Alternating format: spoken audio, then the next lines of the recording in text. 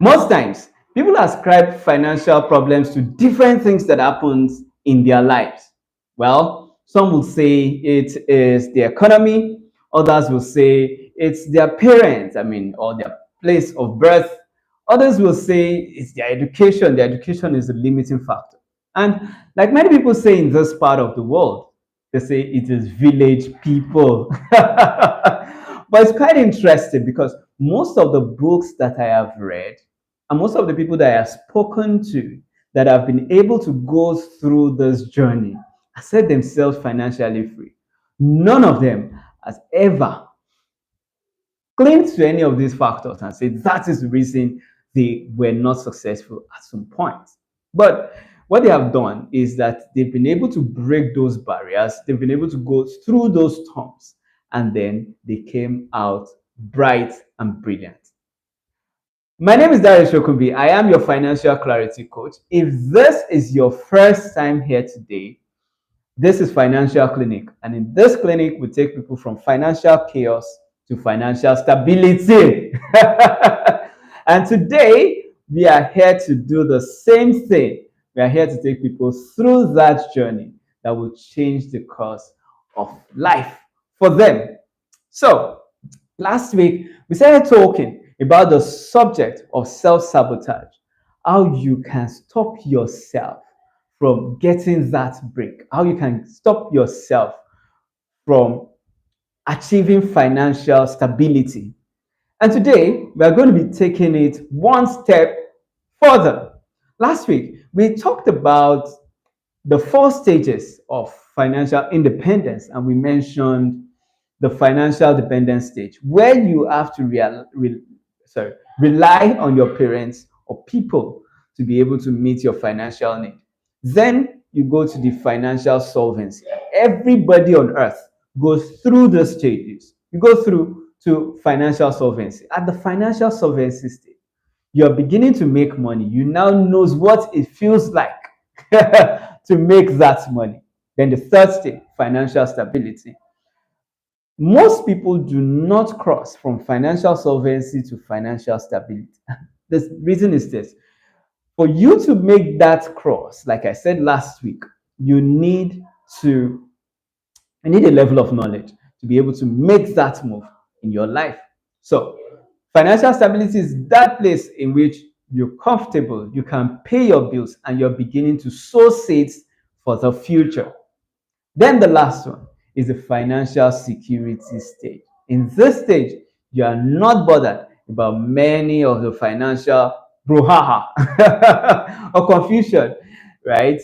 At that point, what you begin to say is, oh, I feel depressed. And why do you feel depressed? I was denied a visa. Well, that's because we stay in a third world country.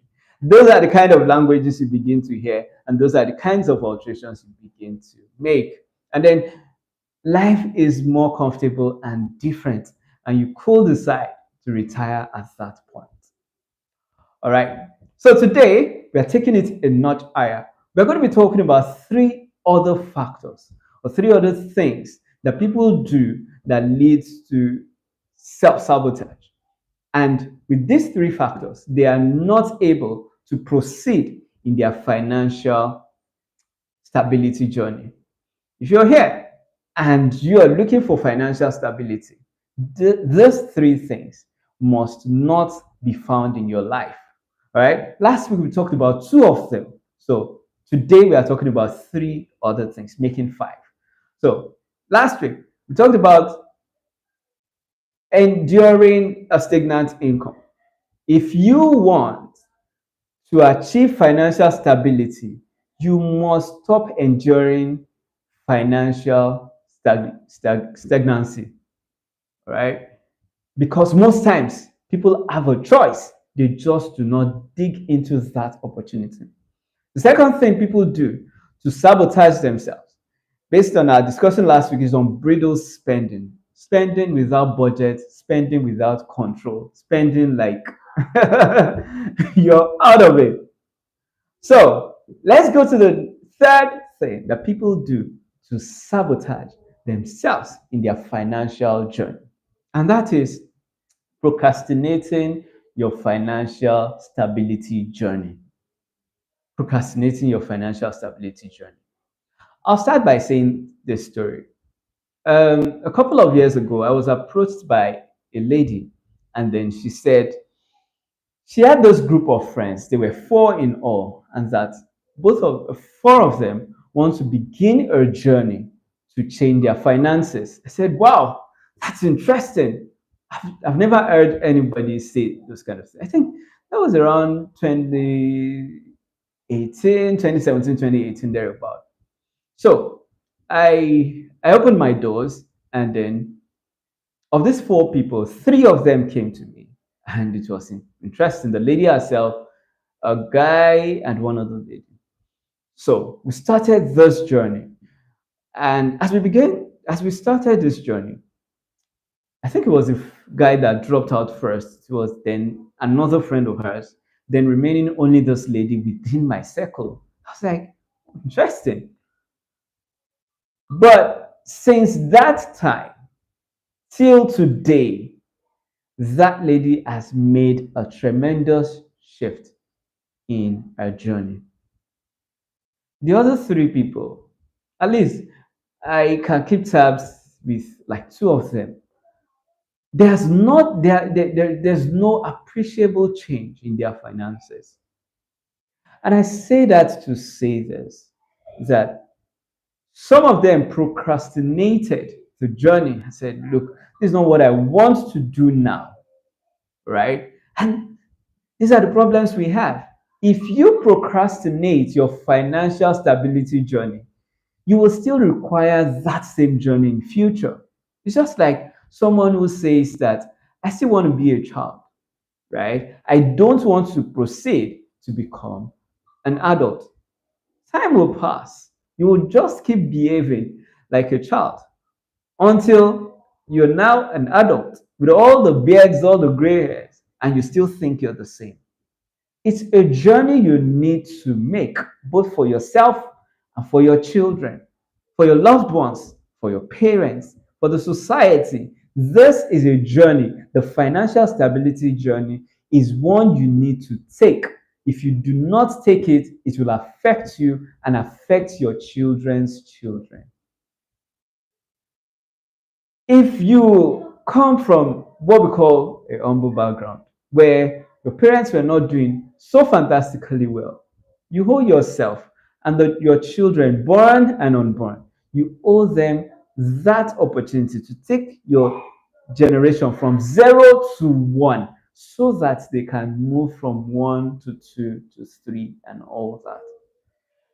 I say that to say this, that the Bible says that a good man leaves inheritance for his children's children. Why are you procrastinating the journey to financial stability? There are three types of procrastinators, and I'm going to talk about that real quick. The first type of procrastinators are the habitual procrastinators, people that anything, they can procrastinate anything. They can procrastinate drinking water, they can procrastinate stepping out of the house, they can procrastinate anything in life. And these people oftentimes miss on this journey. Some will say, oh, it's my nature, it's my personality. Everyone has a choice. If you go and look at your personality, you will find out that there is one person with that same personality that has succeeded in the things that the person is doing. That's the first one. So if you are an habitual or a habitual procrastinator, you have the opportunity to still change your life. I say it again. Whoever you are, as an habitual procrastinator, you can still change your life. You need to turn the tables. You cannot continue in the same way. All right. The next one type of procrastinator we have is the escapist procrastinator. These are people that whenever they do not understand anything, they just run away from it. Some people say that this financial journey thing is complex, and therefore they just don't look at that side. They procrastinate the journey and say, because I do not understand it, I don't want to bother my head with this. I say, most times they will say, it will fine, I mean, we will sort that in future. But the more you procrastinate this financial stability journey, the tougher it will be for you. If you've heard of the concept of compound interest, you discover that if you start early, you start your financial stability journey early, you will be able to get to financial stability on time. But if you defer it to a later time in life, you will not be able to catch up. You will begin to play catch up when you're in your 40s and your 50s. So if you're in your 20s, good news. This is a time for you to start that journey. As you enter into the state of financial solvency, begin the journey to stability so that you can get to financial security on time. The third type of procrastinators is familiarity procrastinators. These ones are those that feel, oh, I know it. It's just one or two things that I've not gotten right. That's why I'm here. And many times, accountants and people who do finance in the higher institution falls into this. And that's why there is a saying that many people say that accountants most times do not achieve financial, I mean, accountants don't know how to manage their money. I don't know how true, but I've seen a couple of them and they have proved this to be true. So, in your journey to financial stability, don't be a familiarity procrastinator. Because you know a lot about finance, don't let that be the reason to hold yourself back. Don't let that be a reason. Oh, I know about it. I've heard about it. Some of you can even teach those things that I'm taking. But if you have not started the journey, you have not started the journey. There was this clip I saw, and then the clip was about a hare and a tortoise, and it was live, and then both of them were headed towards a finishing line. But guess what happened? The tortoise made it to the finishing line faster. The hare was busy, distracted. I'm not sure if it's a hare or a rabbit. It was busy, distracted. Said to run a little and then move back a little, run a little, move back a little, and that was it. But what happened was in the end, the tortoise got there before the um, rabbit.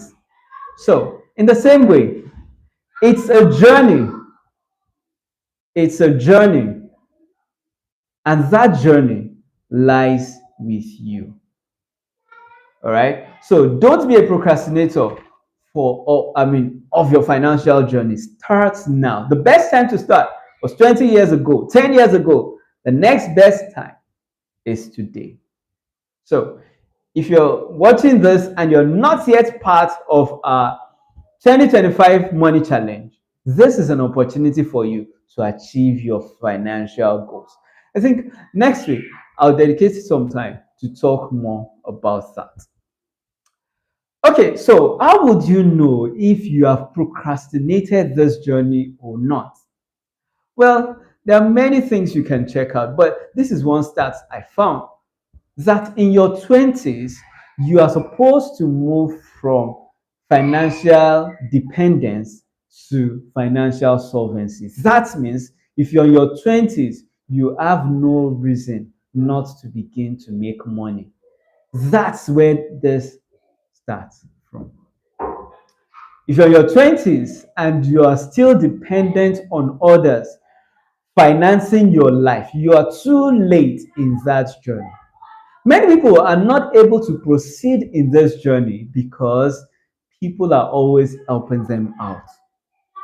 If people are always having to bail you and you are now approaching your 30s, there is a problem.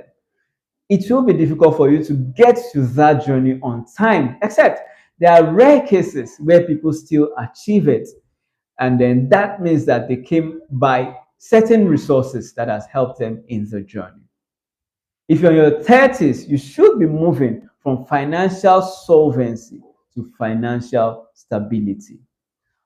Most times, it takes people like 10 to 15 years. So you're talking about from your 30s to like 45 to be able to make that transition from solvency to stability.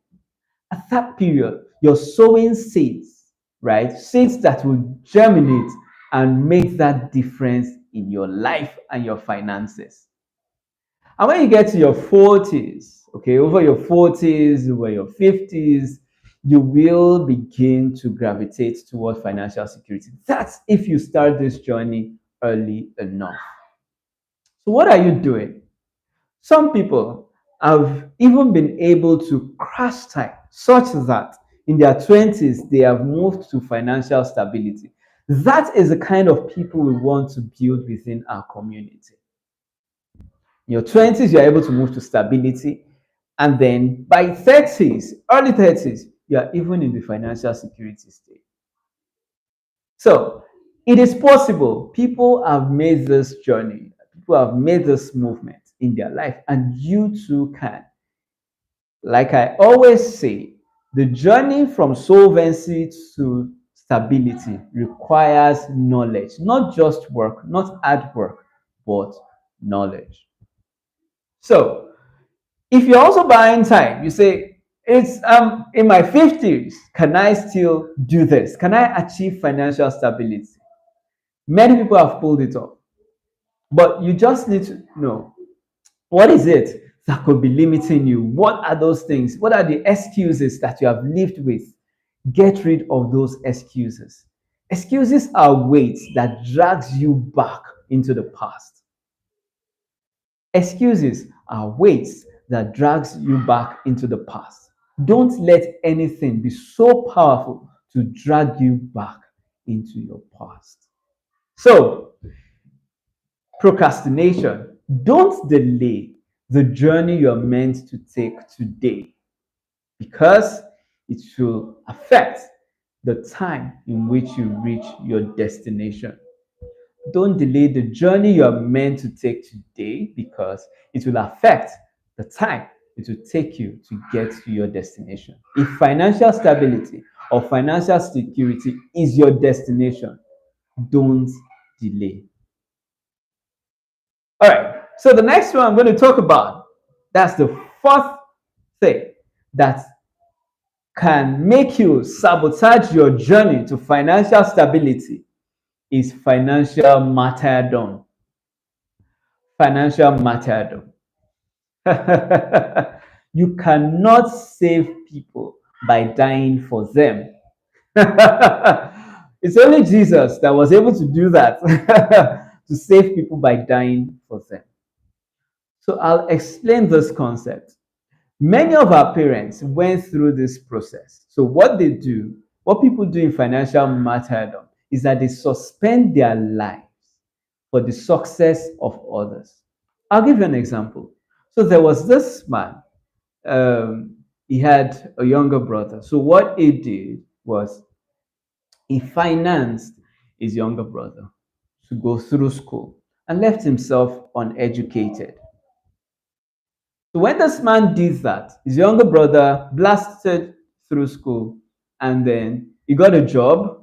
Yeah, the distance in age between both of them was quite much.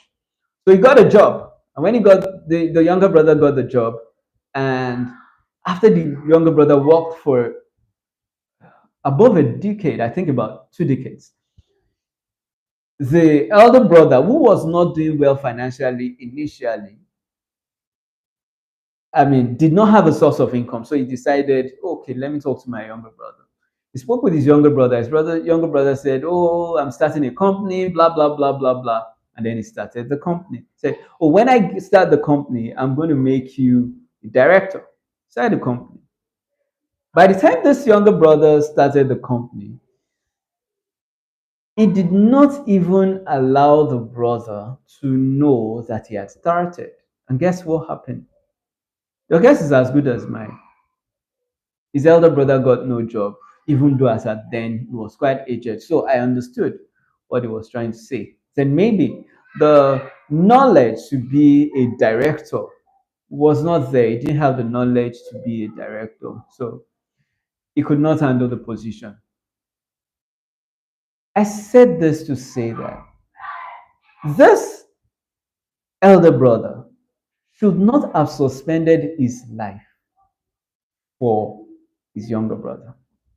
Many people still repeat the same mistake. I have heard lots and lots and lots and lots of stories. I can share many stories here, but time will not permit. People that have gone through this, a man that sponsored a girl to school, blah, blah, and then eventually the girl refused to marry. Or the girl comes out and still is unproductive. You don't need to sacrifice your life for others. Education is a leverage.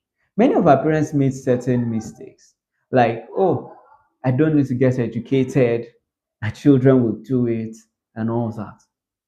They did not live for themselves. All they did was live for others. That was a mistake. These days, there are many examples that tells you that financial martyrdom is not the path to take. Don't sacrifice your life, your education for others. We can grow and grow together. Don't suspend it. Don't suspend it. If education is that leverage that you need in that path, why not pursue it? You should have dreams. You have the right to have dreams, and the dreams are not dependent on others. You have the right to have ambition, and the ambition is not because someone will wake up and sort you. You can do the two. You can support, you can go through that system, pay your way through, and still support other people. Because the trend these days is that most people eventually forget you. Don't die on the altar of funding other people's life or dreams. Don't kill your ambition, your future self, your financial stability goal. Don't sacrifice it on the altar to be able to fund another person's life or financial or goals in life. You do yourself an injustice, and many times people now begin to live in regrets. People begin to live in regrets because they were not able to live. They died for others to live. Their ambitions, their visions, their finances died for others to live. Guys, financial martyrdom is not the path to take. If you're on that journey, you need to rethink. I'm not saying people around you should not have the best education. I'm also saying that you deserve to go through that. If you must achieve or attain financial stability, do not suspend your future for others. Do not suspend your financial independence for others. Next week, I plan to talk about something very beautiful, and which will be focused on how much do you need to retire. It's going to be a blast. So that when you're on this path and you're making financial decisions, and instead of going through the path of financial martyrdom, you know what exactly you need. And you can ask yourself if you are on a journey to that destination. If you start a financial independence journey today, you will be able to help more people, right? Imagine you're trying to help someone at your solvency stage, but because you did a lot for yourself, you got educated. Because you did a lot of yourself for yourself, you were educated, you went through paths that you needed to go. Yeah, thank you. Financial martyrdom.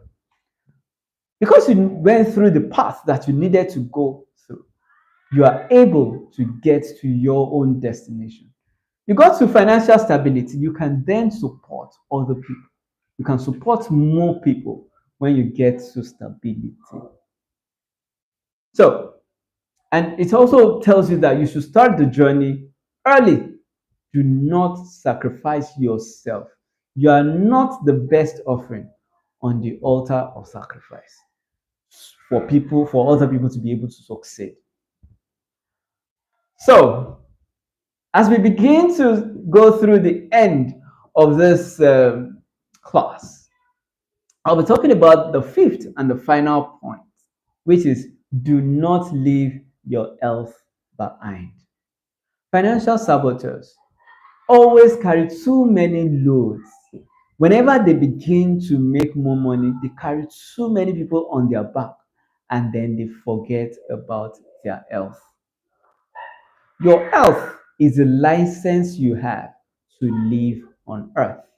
Do not go on a financial journey without your body. Attend to your body, very important. Some say, okay, I have. Yeah. Okay, someone says self sacrifice is not the ultimate sacrifice. Awesome. It's not the ultimate sacrifice. In fact, you cannot pay the ultimate sacrifice. So I'm talking about your body. Do not leave your body behind in the journey to making more money. I have seen many people that are older now, and then when they started their journey in life, they felt I have all the energy till their 40s, their 50s. They were doing all the hard work with their body. But right now, in their 60s, their 70s, their bodies were affected. Yeah, I mean, sometimes it is because they carry too much loads, and sometimes that was just the only sacrifice they had to pay. But I'm saying this learn from other people's journey so that you will not repeat history.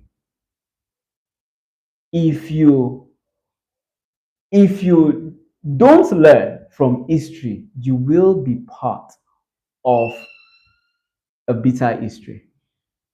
Learn from what other people are going through. Learn from them. So, your body needs attention. If you want to see your children and your children's children, or you want to see the success of your children, you need to attend to your body. One of the things I've found out is that most poor people do not even think about their health. And many middle class too, they don't bother about it until they are unable to move again. Many people have sacrificed their health for the comfort of other people. Some people in some people do three jobs for the comfort of other people, even for the comfort of themselves. There is no sacrifice that is worth you giving up your body. Your body is important. That is the that is the boss that will take you to the journey called the future. So, guys, you cannot walk this path leaving your body behind. I'd like to ask you a question. When last did you visit an optician? When last did you visit a dermatologist? When last did you visit a doctor? When last did you have a checkup? Some people have HMO and they don't use it. So never ever leave your body behind. Financial enablers do not leave their body behind. They need the body. They rest when they should rest it. Rest the body. Sometimes they switch off their phones because they don't want to be reached by anybody. So, guys, don't leave your body behind. It's a journey, and then the journey should be made to worth it. So, irrespective of where you are, your age, your financial status, you can make that journey happen. You can also make it formidable. There are people that have been in worse conditions than you that have succeeded through this path. You can also do that. It is very, very possible. Don't leave your body behind. Don't leave. Don't procrastinate things, right? Don't procrastinate it. Don't sacrifice yourself, your health, your time, your education for other people. Because the more you do for yourself, the more you can do for others.